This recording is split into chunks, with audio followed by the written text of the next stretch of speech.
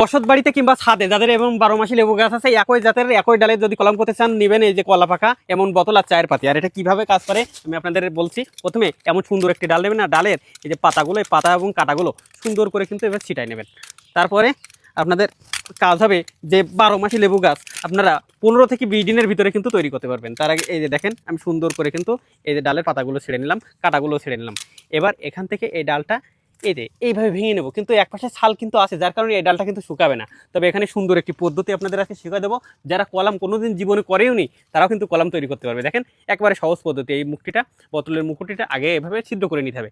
ছিদ্র অংশ দিয়ে এভাবে সুন্দর করে দাঁড়ান, এখানে ঢুকছে না তার জন্য আমাকে এভাবে কেটে সুন্দর করে বোতলের মুখটিটা এর ভিতরে আগে ঢুকায় নিতে হবে। তারপরে এই যে দেখছেন বোতলের এই যে এই অংশটা এভাবে লাগিয়ে দিতে হবে। আর এর ভিতরে খেয়াল রাখবেন যে 2 থেকে 3 ইঞ্চি যেন এই যে ভাঙা ডালটা তার জন্য এই বোতলের ভিতরে থাকে, 2 থেকে 3 ইঞ্চি থাকলে কিন্তু হবে। তারপরে এই যে দেখতে পাচ্ছেন কলাটা হচ্ছে একেবারে রুট হরমোনের মতো কাজ করে। আপনারা কলাও দিতে পারেন কিংবা দেখা যাচ্ছে অ্যালোভেরাও দিতে পারেন। এই যে দেখেন এই কলাটা এই যে সুন্দরভাবে এভাবে কেটে নেবেন।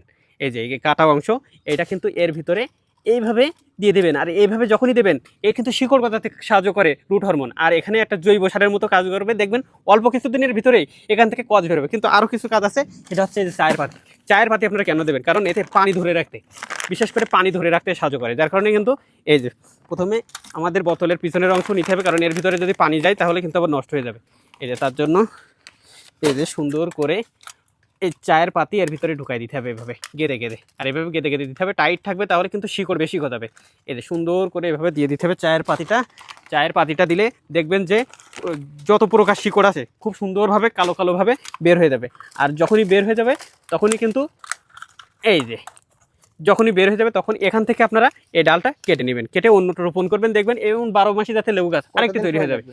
সর্বোচ্চ 15 থেকে 16 দিন পরে এখানে শিকড় গজিয়ে যাবে।